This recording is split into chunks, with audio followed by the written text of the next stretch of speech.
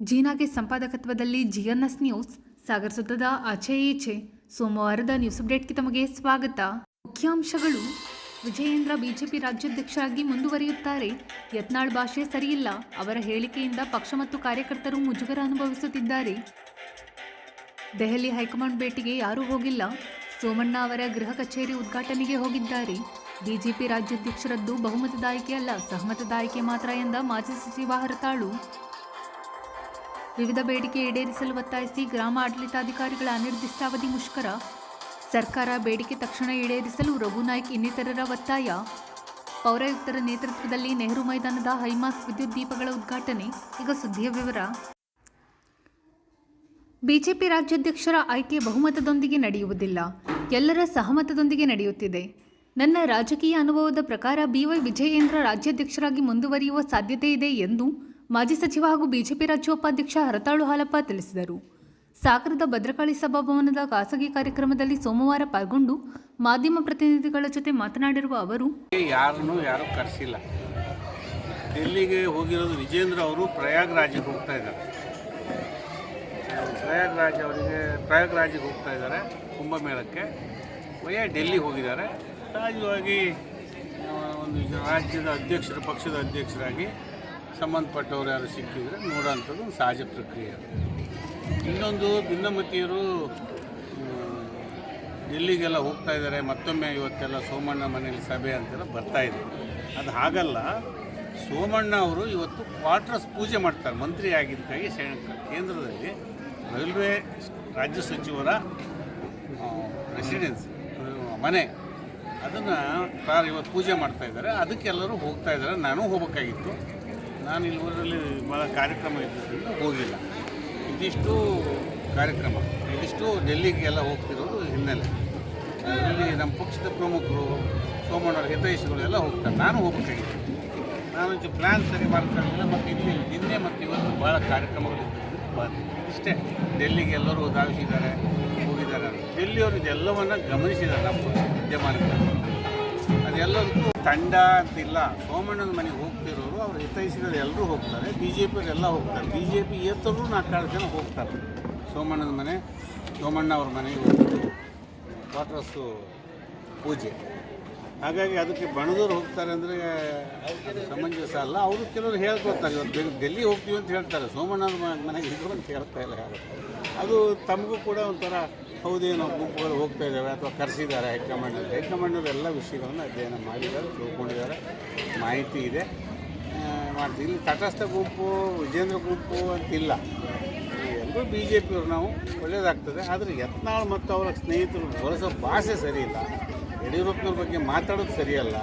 ಮತ್ತು ಚುನಾವಣೆ ಮಾಡಬೇಕು ಅಂತ ಪಕ್ಷದ ವೇದಿಕೆಯಲ್ಲಿ ಹೇಳಬೇಕು. ನಾನು ಹೇಳ್ತಾ ಇದ್ದೀನಿ, ಏನು ಹೇಳಬೇಕು ಅದನ್ನು ಪಕ್ಷದ ವೇದಿಕೆಯಲ್ಲಿ ಹೇಳ್ತಾ ಇದ್ದೀನಿ. ಇಲ್ಲಿ ಹೊರಗಡೆ ಬಂದು ಚುನಾವಣೆ ಮಾಡಬೇಕು, ಚುನಾವಣೆ ಸ್ಪರ್ಧಿಸ್ತೀವಿ, ಗೆಲ್ತೀವಿ, ಇದು ಬಹಿರಂಗ ಚುನಾವಣೆ ಅಲ್ಲ. ಬಿ ಜೆ ಪಿಲಿ ನಾವು ಕಂಡುಕೊಂಡಂಗೆ ನಾನು ಹೋಗಿ 21 ವರ್ಷ ಆಯಿತು ಸೇರಿಕೊಂಡು. 21 ವರ್ಷದಲ್ಲಿ ನೋಡಿದ್ದೇನೆಂದರೆ ಬಿ ಜೆ ಪಿಯಲ್ಲಿ ಚುನಾವಣೆ ಅಂತ ಹೇಳಿದ್ರೆ ಎಲ್ಲರ ಅಭಿಪ್ರಾಯವನ್ನು ಪಡಿತಾರೆ, ಅವ್ರದ್ದೇ ಆದ ಮೂಲಗಳ ಮೂಲಕನೂ ಪಡಿತಾರೆ. ಡೈರೆಕ್ಟಾಗಿ ಕರೆದು ಯಾರನ್ನು ಕೇಳಬೇಕು ಅಂತಲ್ಲ. ಅದು ಅವ್ರದ್ದೇ ಆದ ಮೂಲಗಳು ಪಕ್ಷದ ಹೈಕಮಾಂಡಿಗಿದ್ದಾವೆ. ಆ ಮೂಲಗಳಿಂದ ಪಡೆದು ಯಾರಿಗೆ ಹೆಚ್ಚು ಒಲವು ಇದೆ ಅಂತ ಒಂದು ಈ ಕಾಲದ ಸಾಧಕ ಬಾಧಕಗಳನ್ನು ನೋಡಿ ಒಬ್ಬ ಅಧ್ಯಕ್ಷರನ್ನ ನೇಮಕ ಆಗ್ತದೆ. ಬಹುಮತದೊಂದಿಗೆ ಆಗಲ್ಲ ಇದು. ನಮ್ಮಲ್ಲಿ ಸಹಮತದೊಂದಿಗೆ ಆಗ್ತದೆ. ಅಧ್ಯಕ್ಷರು ಮಾಡೋದು ಬಹುಮತದಲ್ಲಿ ನಾವು ಗೆಲ್ತೇವೆ, ಹೆಚ್ಚು ಮತ ಪಡೆದಿದ್ದಾರೆ, ಅದೆಲ್ಲ ಇಲ್ಲ ಇಲ್ಲಿ. ಇದು ಬಹುಮತದಗಿಂತ ಸಹಮತದೊಂದಿಗೆ ಆಗ್ತದೆ. ಚುನಾವಣೆಯೂ ಆಗ್ತದೆ. ಯಾವ ಥರ? ಸಹಮತದ ಚುನಾವಣೆ. ಇದೊಂದು ಒಟ್ಟಾಗಿ ಹೋಗಬೇಕಲ್ಲ, ಒಟ್ಟಾಗಿ ಬಿಡಬೇಕು. ಎಲ್ಲಕ್ಕಿಂತ ಹೆಚ್ಚಾಗಿ ನಾನು ಹೇಳೋದು ಒಂದು, ಯತ್ನಾಳ್ ಅವರ ಭಾಷೆ ಸರಿಯಿಲ್ಲ. ಏನು ಮಾತಾಡ್ತಾರೆ, ಪಕ್ಷದ ಕಾರ್ಯಕರ್ತರಿಗೆ ತುಂಬ ಮುಜುಗರ ಆಗ್ತದೆ ಅದರಿಂದ. ಯಾರು ಮಾತಾಡೋಕ್ಕೂ ನಮ್ಮ ಹೈಕಮಾಂಡ್ ಇದೆಯಲ್ಲ, ಯಾರು ಬೇಕಾದ್ರೂ ಹೋಗಿ ಮಾತಾಡ್ಬೋದಲ್ಲ ಸರ್. ಮೊನ್ನೆ ವಿಶ್ವಾಸ ತಗೊಂಡು ಹೋಗಪ್ಪ ಅನ್ನೋ ಮಾತನಾಡ್ತದಲ್ಲಿ ಹೇಳ್ತಾ ಇದ್ದಾರೆ. ಹೋಗ್ಬೇಕು, ಮತ್ತು ನಾವು ಹೋಗ್ತೇವೆ. ಹಾಗೆ ಹೇಳಕ್ಕೆ ಬರೋಲ್ಲ. ಹೇಳಿದ್ನಲ್ಲ, ಸಹಮತದೊಂದಿಗೆ ಬಿ ಜೆ ಪಿ ಅಧ್ಯಕ್ಷರು ಮಾಡ್ತಾರೆ. ನನಗಿರೋ ಮಾಹಿತಿ ಮತ್ತು ಅಥವಾ ಒಂದು ಅಂದಾಜು, ರಾಜಕೀಯದಲ್ಲಿ ನಾವು ಏನು ಸಣ್ಣ ಮಕ್ಕಳಲ್ಲ. 21 ವರ್ಷದಿಂದ ಚುನಾವಣಾ ರಾಜಕೀಯದಲ್ಲಿದ್ದೀವಿ. 40 ವರ್ಷದಿಂದ ನೋಡ್ತಾ ಇದ್ದೀವಿ. ವಿದ್ಯಾರ್ಥಿ ಜೀವನದಿಂದ ರಾಜಕೀಯ ನೋಡ್ತಾ ಇದ್ದೀವಿ. ವಿಜೇಂದ್ರ ಅವರು ಮುಂದುವರಿತಾರೆ ಅಂತ ನನ್ನ ಅನಿಸಿಕೆ. 27 ವರ್ಷಗಳ ನಂತರ ಮತ್ತೊಮ್ಮೆ BJP ಅಧಿಕಾರಕ್ಕೆ ಬಂದಿದೆ. ಮೋದಿಯವರ ನಾಯಕತ್ವ, ಸ್ಥಳೀಯ ಮುಖಂಡರಿಗೆ ಆದ್ಯತೆ ಕೊಟ್ಟು ಪಕ್ಷ ಗೆಲ್ಲುವಂಥವನ್ನೆಲ್ಲ ಅಭ್ಯರ್ಥಿ ಮಾಡಿತು. ಹಾಗಾಗಿ ಒಳ್ಳೆಯ ರಿಸಲ್ಟು BJPಗೆ ಒಳ್ಳೆಯ ಒಂದು ಬೂಸ್ಟ್. ಮತ್ತೊಮ್ಮೆ ಮೋದಿ ನಾಯಕತ್ವ ಸಾಬೀತಾಗಿದೆ. BJP ಈ ದೇಶಕ್ಕೆ ಅನಿವಾರ್ಯ ಅನ್ನೋದು ಸಾಬೀತಾಗಿದೆ. ಹಾಗಾಗಿ ಅಲ್ಲಿಯ ಕಾರ್ಯಕರ್ತರಿಗೆ ಮತ್ತು ನಮ್ಮ ಪ್ರಧಾನಮಂತ್ರಿಗಳಿಗೆ, ನಮ್ಮ ಪಕ್ಷದ ಅಧ್ಯಕ್ಷರಿಗೆ, ಸ್ಥಳೀಯ ಕಾರ್ಯಕರ್ತರಿಗೆ ನಾನು ಇನ್ನೂ ಹೆಚ್ಚಿನ ಶಕ್ತಿ ಕೊಡಲಿ ಅಂತ. ಈ ಸಂದರ್ಭದಲ್ಲಿ ಬಿಜೆಪಿ ನಿಕಟಪೂರ್ವ ಅಧ್ಯಕ್ಷ ಟಿಡಿ ಮೇಘರಾಜ್, ಗ್ರಾಮಾಂತರ ಮಂಡಲ ಅಧ್ಯಕ್ಷ ದೇವೇಂದ್ರಪ್ಪ ಯಲಕುಂದ್ಲಿ, ನಗರ ಮಂಡಲ ಅಧ್ಯಕ್ಷ ಕೆಆರ್ ಗಣೇಶ್ ಪ್ರಸಾದ್, ಪ್ರಮುಖರಾದ ಬಿಟಿ ರವೀಂದ್ರ, ವಿನಾಯಕರಾವ್ ಮನೆಗಟ್ಟ ಇನ್ನಿತರರು ಹಾಜರಿದ್ದರು. ಗ್ರಾಮ ಆಡಳಿತಾಧಿಕಾರಿಗಳಿಗೆ ಮೂಲಭೂತ ಸೌಲಭ್ಯ ಒದಗಿಸುವಂತೆ ಒತ್ತಾಯಿಸಿ ತಾಲೂಕು ಕಚೇರಿ ಎದುರು ಸೋಮವಾರದಿಂದ ಗ್ರಾಮ ಆಡಳಿತಾಧಿಕಾರಿಗಳ ಸಂಘದ ವತಿಯಿಂದ ಅನಿರ್ದಿಷ್ಟಾವಧಿ ಧರಣಿ ಸತ್ಯಾಗ್ರಹ ಪ್ರಾರಂಭಿಸಲಾಗಿದೆ. ಈ ಸಂದರ್ಭದಲ್ಲಿ ಮಾತನಾಡಿದ ಸಂಘದ ಉಪಾಧ್ಯಕ್ಷ ರಘು ಕೆಎಸ್, ಸಂಘದ ಅಧ್ಯಕ್ಷ ಎಂಜೆ ನಾಯ್ಕ್ ಮತ್ತು ಮಹಿಳಾ ಪ್ರಮುಖರು. ನಮಸ್ಕಾರ.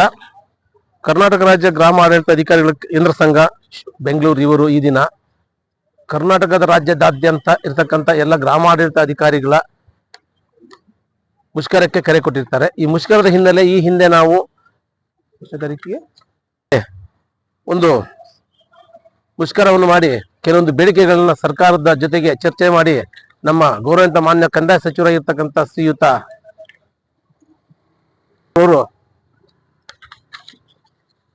ರಾಜ್ಯ ಮಟ್ಟದ ಸಂಘದ ಜೊತೆಗೆ ಎಲ್ಲ ಮಾತಾಡಿ ಕೆಲವೊಂದು ಬೇಡಿಕೆಗಳನ್ನ ಈಡೇರಿಸುವುದಾಗಿ ಭರವಸೆ ಕೊಟ್ಟಿದ ಮೇರೆಗೆ ಆ ಹಿಂದಿನ ಮುಷ್ಕರವನ್ನು ಹಿಂಪಡೆಯಲಾಗಿತ್ತು.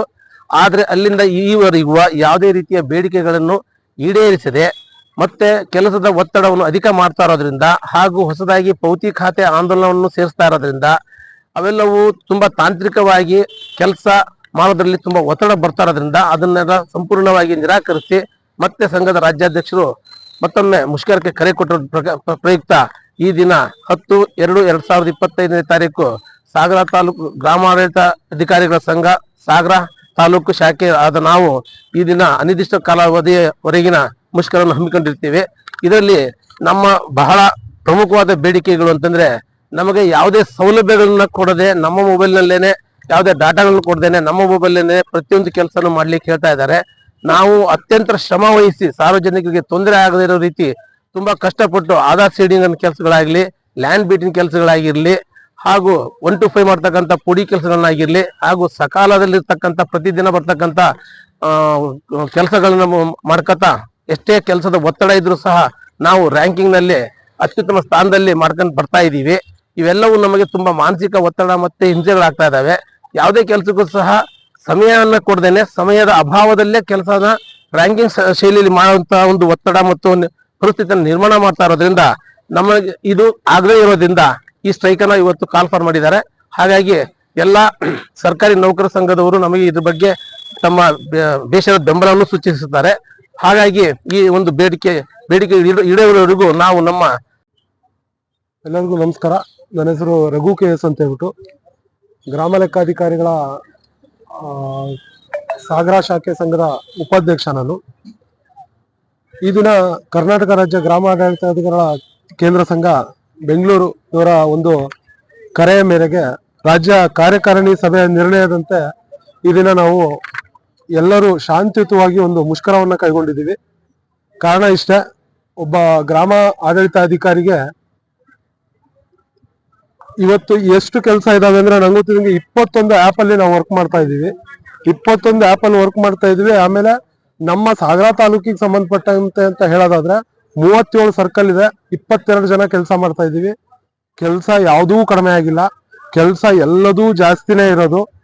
ಇವರು ಎಲ್ಲದೂ ಯಾವ ತರ ಟಾರ್ಗೆಟ್ ಕೊಡ್ತಾ ಇದ್ದಾರೆ ಅಂದ್ರೆ, ನಾವು ಟಾರ್ಗೆಟ್ ನ ಯಾವ ತರ ರೀಚ್ ಆಗ್ಬೇಕು ಅಂದ್ರೆ 2 ಸರ್ಕಲ್ ಇದ್ದ ಒಬ್ಬ ಗ್ರಾಮಾಡಳಿತಾಧಿಕಾರಿನೂ ಒಬ್ಬ VA ಏನ್ ಕೆಲಸ ಮಾಡ್ತಾರೆ ಅದೇ ಟಾರ್ಗೆಟ್ ನ ಮುಟ್ಟಬೇಕು ಅಂತೇಳಿ ಅವ್ರಿಗೆ ಜಾಸ್ತಿ ಇದೆ ಕಡಿಮೆ ಇದೆ ಆ ತರದನ್ನ ಯಾವುದನ್ನು ಯೋಚನೆ ಮಾಡ್ದೇನೆ ಟಾರ್ಗೆಟ್ ಕೊಡ್ತಾ ಇದ್ದಾರೆ. ದಯವಿಟ್ಟು ಸರ್ಕಾರಕ್ಕೆ ನಾವು ಮನವಿ ಮಾಡ್ಕೊಳ್ಳೋದು ಏನು ಅಂದ್ರೆ, ದಯವಿಟ್ಟು ಫಸ್ಟ್ ಪೋಸ್ಟಿಂಗ್ ನ ತುಂಬಿ ಟಾರ್ಗೆಟ್ ಕೊಡಿ. ಆಮೇಲೆ ಕನಿಷ್ಠ ನಮಗೆ ಏನು ಈಗ ಒಂದು ಮೊಬೈಲಿಗೆ ಕರೆನ್ಸಿ ಇದುವರೆಗೂ ನಮಗೆ ನಮ್ಮ ಸ್ವಂತ ದುಡ್ಡಿನಲ್ಲಿ ಅಂದ್ರೆ ನಮ್ಮ ಸಂಬಳದ ದುಡ್ಡಿನಲ್ಲಿ ನಾವು ಕರೆನ್ಸಿನ ಹಾಕ್ಸ್ಕೊಳ್ಳೋದಾಗ್ಲಿ ಮೊಬೈಲ್ ತಗೊಳ್ಳೋದಾಗ್ಲಿ ಮಾಡ್ತಾ ಇದೀವಿ. 21 ಆ್ಯಪ್ಗಳನ್ನು ಮಾಡ್ತಾ ಇದೀವಿ ಅಂದ್ರೆ ಒಬ್ಬ ಮನುಷ್ಯ ಎಷ್ಟು ಕೆಲಸ ಮಾಡ್ಬೋದು? ಬೆಳಗ್ಗೆ 8 ಗಂಟೆಯಿಂದ ರಾತ್ರಿ 8-9 ಗಂಟೆ ತನಕ ಮಾಡಿದ್ರು ನಮ್ ಕೆಲಸದ ಒತ್ತಡ ಮುಗಿತಾ ಇಲ್ಲ. ಸೊ ಇದನ್ನೆಲ್ಲ ಮನಗಂಡು ಈ ತರದ್ದು ಹಲವಾರು ಸಮಸ್ಯೆಗಳನ್ನ ನಾವು ಆಲ್ರೆಡಿ ಈ ಹಿಂದೆ ಈ ಒಂದು 4-5 ತಿಂಗಳಿಂದ ಒಂದ್ಸಲ ಮುಷ್ಕರ ಮಾಡಿದ್ವಿ. ಅವಾಗ ಇದನ್ನ ಸರ್ಕಾರದ ಗಮನಕ್ಕೆ ತಂದ್ರು. ಅವಾಗ ನಮಗೆ ಪ್ರೆಸರ್ನ ಯಾವ ತರ ಕಡಿಮೆ ಮಾಡಿದ್ರು ಅಂದ್ರೆ, ನಮ್ಮೇಲೆ ನೇರವಾಗಿ ಪ್ರೆಸರ್ನ ಕಡಿಮೆ ಮಾಡಿದ್ರು ಅಂತ ನಾವು ಅನ್ಕೋಬೇಕಷ್ಟೇ. ಬಟ್ ಅದನ್ನ ಜಿಲ್ಲಾಧಿಕಾರಿಗಳ ಮೇಲೆ ಹಾಕಿ, ಎಸಿಗಳ ಮೇಲೆ ಹಾಕಿ, ಆಮೇಲೆ ತಹಶೀಲ್ದಾರ್ಗಳ ಮೇಲೆ ಹಾಕಿ, ಅವರಿಂದ ಮತ್ತೆ ಅವ್ರು ಲಾಸ್ಟಿಗೆ ಯಾರಿಗೆ ಹೇಳ್ಬೇಕು? ಕೆಳಮಟ್ಟದ ಗ್ರಾಮ ಆಡಳಿತ ಅಧಿಕಾರಿಗೆ ಹೇಳ್ಬೇಕು. ಅವ್ರಿಗೆ ಹೇಳಿದ್ಮೇಲೆ ಮತ್ತು ಪ್ರೆಸರ್ ನಮಗೇ ಬಿಲ್ಡ್ ಆಗುತ್ತೆ. ಸೊ ಇಲ್ಲಿ ಎಲ್ಲಾ ಪೋಸ್ಟಿಂಗ್ ತುಂಬೋದು ಇಲ್ಲ, ಸುಮ್ಮನೆ ಕೆಲಸದ ಒತ್ತಡ ಜಾಸ್ತಿ ಆಗಿ ಎಷ್ಟೋ ಜನರಿಗೆ ಆರೋಗ್ಯದಲ್ಲಿ ಸಮಸ್ಯೆ ಆಗಿ ಎಷ್ಟೋ ಜನ ಯಾವ್ದಾವ್ದೋ ಹಂತಕ್ಕೆ ರಾಜ್ಯದಲ್ಲಿ ಸುಮಾರು ಪ್ರಕರಣಗಳನ್ನ ನಾವು ನೋಡಿದೀವಿ ಈಗ ಆಲ್ರೆಡಿ. ಇದುವರೆಗೂ ನಮಗೆ ಕನಿಷ್ಠವಾಗಿ ಈಗ ಒಬ್ಬ ಗ್ರಾಮ ಪಂಚಾಯತಿ ಒಬ್ಬ PDO ಅಂತ ನಾವು ಹೇಳಿದ್ರೆ ಅವರಿಗೆ ಎಲ್ಲಾ ವ್ಯವಸ್ಥೆ ಕೊಟ್ಟು, ಹೆಚ್ಚು ಕಡಿಮೆ 8ರಿಂದ 10 ಜನ ಸಿಬ್ಬಂದಿ ಕೊಟ್ಟು, ಲ್ಯಾಪ್ಟಾಪ್ ಕೊಟ್ಟು, ಕಟ್ಟಡ ಕೊಟ್ಟು, ಎಲ್ಲಾ ವ್ಯವಸ್ಥೆ ಮಾಡಿಕೊಟ್ಟು ಅವ್ರ ಕೆಲ್ಸಕ್ಕೂ ನಮ್ ಕೆಲ್ಸಕ್ಕೂ ಅಜಗಜಾಂತರ ವ್ಯತ್ಯಾಸ ಇದೆ. ನಮಗೆ ಇವತ್ತಿನವರೆಗೂ ಕೂರ್ಲಿಕ್ಕೆ ಒಂದು ಸುಸಜ್ಜಿತವಾದಂತ ಕಟ್ಟಡ ಇಲ್ಲ. ಟೇಬಲ್ ಕುರ್ಚಿನ ಯಾವಾಗ ಕೊಟ್ಟಿದ್ದು ಅಂದ್ರೆ, ನಾನು ಅಪಾಯಿಂಟ್ ಆಗಿದ್ದು 20 ವರ್ಷದಿಂದ ನನಗ್ ಚಾರ್ಜ್ ಕೊಟ್ಟಾಗ ಆ ಟೇಬಲ್ ಕುರ್ಚಿ ಹಾಳಾಗಿದ್ದು. ಅವೇ ಟೇಬಲ್ ಕುರ್ಚಿ ಇಟ್ಕೊಂಡೆ ಇವತ್ತಿನವರೆಗೂ ನಾವು ಕೆಲಸ ಮಾಡ್ತಾ ಇದೀವಿ. ಮೊಬೈಲ್ ಫೋನು ಎಲ್ಲಾ ಡಿಪಾರ್ಟ್ಮೆಂಟ್ ಅಲ್ಲೂ ಮೊಬೈಲ್ ಫೋನ್ ಕೊಟ್ಟಿದ್ದಾರೆ. ನಾವು ಇಷ್ಟು ಕೆಲಸ ಮಾಡ್ತಾ ಇದ್ರು ನಮಗೆ ಇವತ್ತಿನವರೆಗೂ ಮೊಬೈಲ್ ಫೋನ್ ಆಗ್ಲಿ, ಇವತ್ತಿನ ಡಾಟಾ ಆಗ್ಲಿ ಯಾವುದನ್ನು ಸಮೇತ ನಮಗೆ ಕೊಟ್ಟಿಲ್ಲ. ಪ್ರಿಂಟ್ರು, ಸ್ಕ್ಯಾನರ್ 1 to 5 ಅಂತ ವರ್ಕ್ ಸ್ಟಾರ್ಟ್ ಮಾಡಿದ್ದಾರೆ. ಉತ್ತಮವಾದ ಒಂದು ಕೆಲಸ 1 to 5. ಅದಕ್ಕೆ ನಾವು ಬಂದು ಕಚೇರಿಲಿ ಕುತ್ಕೊಂಡು ಡಾಕ್ಯುಮೆಂಟ್ ನ ತೆಗೆದು ಮಾಡ್ತಾ ಇದೀವಿ. ನಮಗೆ ಅಂತ ಯಾವುದೇ ಒಂದು ಲ್ಯಾಪ್ಟಾಪ್ ಆಗ್ಲಿ, ಪ್ರಿಂಟರ್ ಆಗ್ಲಿ ಯಾವುದನ್ನು ಕೊಡದೆ ರ್ಯಾಂಕ್ ಬರ್ಬೇಕು ಅಂದ್ರೆ ಸಾಧ್ಯನೇ ಇಲ್ಲ. ನಾವು ಎಷ್ಟೋ ನಮ್ಮ ಮಕ್ಕಳಿಗೆ ಎಲ್ಲದನ್ನೂ ಕೊಡಿಸಿ ಟ್ಯೂಷನ್ಗೆ ಕಳ್ಸಿನೂ ಸಮೇತ ಇವತ್ತು ರ್ಯಾಂಕ್ ಬರೋದು ಕಷ್ಟ ಐತೆ. ಏನೂ ಕೊಡದೇನೆ ಟಾರ್ಗೆಟ್ ಫಿಕ್ಸ್ ಮಾಡ್ಬಿಟ್ಟು ನಮಗೆ ಮಾನಸಿಕವಾಗಿ ಬಹಳಷ್ಟು ಹಿಂಸೆಯನ್ನ ಕೊಡ್ತಾ ಇದ್ದಾರೆ. ಇದು ಬಿಟ್ಟು ಇನ್ನು ಹೆಚ್ಚು ಕಡಿಮೆ ಸಂಘದಿಂದ, ರಾಜ್ಯ ಸಂಘದಿಂದ ಗುರುತಿಸಿರೋದು 20-25ಕ್ಕಿಂತ ಹೆಚ್ಚಿನ ಬೇಡಿಕೆಗಳಿದಾವು.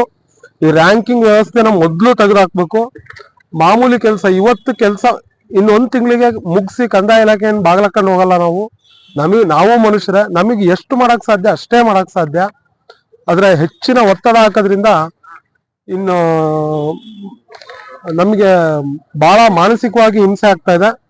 ದಯವಿಟ್ಟು ಸರ್ಕಾರ ನಮಗೆ ಈ ಎಲ್ಲಾ ಕೆಲಸಗಳು ಜನಪರವಾದಂತ ಕೆಲಸಗಳೇ, ನಾವು ಮಾಡ್ಲಿಕ್ಕಿಲ್ಲ ಅಂತ ಇಲ್ಲ. ಯಾವುದಕ್ಕೂ ಟಾರ್ಗೆಟ್ ಫಿಕ್ಸ್ ಮಾಡಬೇಡಿ. ನಮಗೂ ಎಲ್ಲಾ ಒಂದು ಮೂಲಭೂತ ಸೌಕರ್ಯಗಳನ್ನು ಒದಗಿಸಿ ಆಮೇಲೆ ನಮಗೆ ನೀವು ಟೈಮ್ ಹೇಳಿದ್ರೆ ಆ ಟೈಮಲ್ಲಿ ಎಷ್ಟು ಮಾಡಕ್ ಸಾಧ್ಯನೋ ಅಷ್ಟು ನಾವು ಮಾಡ್ಲಿಕ್ಕೆ ರೆಡಿ ಇದೀವಿ. ಈ ಎಲ್ಲಾ ಬೇಡಿಕೆಗಳನ್ನು ಹಿಂದೆ ನಮ್ಮ ರಾಜ್ಯಾಧ್ಯಕ್ಷರು, ನಮ್ಮ ರಾಜ್ಯ ಕಾರ್ಯಕಾರಿಣಿ ವತಿಯಿಂದ ಸರ್ಕಾರ ಗಮನಕ್ಕೆ ತಂದ್ರು. ಇದುವರೆಗೂ ಯಾವುದೇ ಒಂದು ನಮಗೆ ಸಕಾರಾತ್ಮಕವಾಗಿ ಯಾವುದು ಸಿಕ್ಕಿಲ್ಲ. ಸೊ ಈ ಸಲ ನಾವು ಮತ್ತೆ ಎರಡನೇ ಇದರಲ್ಲಿ ಮುಷ್ಕರನ ಕೇಂದ್ರ ರಾಜ್ಯ ಗ್ರಾಮಾಡಳಿತ ಕೇಂದ್ರ ಸಂಘದಿಂದ 2ನೇ ಅವಧಿ ಮುಷ್ಕರನ ಕೈಗೊಂಡಿದ್ದಾರೆ. ಈ ಸಲ ನಮ್ದು ಯಾವ ತರ ಇದೆ ಅಂದ್ರೆ, ನಮ್ಮ ಎಲ್ಲಾ ಬೇಡಿಕೆಗಳು. ನಮಸ್ಕಾರ. ಈ ಹಿಂದೆ ನಾವು ಏನು ಇಡೀ ರಾಜ್ಯಾದ್ಯಂತ ಗ್ರಾಮಾಡಳಿತಾಧಿಕಾರಿಗಳ ಸಂಘದಿಂದ ಏನು ಮುಷ್ಕರ ಮಾಡಿದ್ವಿ, ಆ ಟೈಮಲ್ಲಿ ಸರ್ಕಾರದಿಂದ ಕೆಲವು ಬೇಡಿಕೆಗಳನ್ನ ಈಡೇರಿಸ್ತೀವಿ ಅಂತ ಹೇಳಿ ನಮ್ಗೆ ಭರವಸೆ ಕೊಟ್ಟಿದ್ರು. ಅದ್ರಂತೆ ಆದ್ರೆ ಇದುವರೆಗೂ ನಮ್ಗೆ ಯಾವ್ದು ಸೌಲಭ್ಯಗಳು, ನಾವು ಮೂಲ ಕೇಳಿದ್ದು ನಮ್ಗೆ VA ಗಳಿಗೆ ಒಬ್ಬೊಬ್ರಿಗೆ ಒಂದೊಂದು ಆಫೀಸು, ಅವ್ರು ಈಗ ಏನ್ ಆಪ್ ಗಳಲ್ಲಿ ವರ್ಕ್ ಮಾಡ್ತಿದ್ದಾರೆ ಅದಕ್ಕೆ ತಕ್ಕಂತೆ ಫೋನ್ಗಳು, ಡಾಟಾ, ಹಾಗೆ ಒಂದು ಲ್ಯಾಪ್ಟಾಪ್, ಆ ರೀತಿಯ ಸೌಲಭ್ಯಗಳನ್ನ ಒದಗಿಸ್ಕೊಡಿ ಅಂತ ಫಸ್ಟ್ ಬೇಡಿಕೆ ಆಗಿತ್ತು. ಅದು ಇದುವರೆಗೂ ಯಾವ VA ಗಳಿಗೂ ತಲುಪಿಲ್ಲ. ಇದುವರೆಗೂ ಯಾವ ಸೌಲಭ್ಯನೂ ನಮಗೆ ಕೊಟ್ಟಿಲ್ಲ. ಹಾಗೆ ಈಗ ಸರ್ಕಾರದಿಂದ ತಂದಿರೋ ಸ್ಕೀಮ್ಗಳು ಎಲ್ಲವೂ ಚೆನ್ನಾಗಿದ್ದಾವೆ. ಲ್ಯಾಂಡ್ ಬಿಟ್ ಇರ್ಬೋದು, ಆಧಾರ್ ಸೀಡಿಂಗ್ ಇರ್ಬೋದು, ಬಗರುಕುಂ ಇರ್ಬೋದು, 1 to 5 ಇರ್ಬೋದು.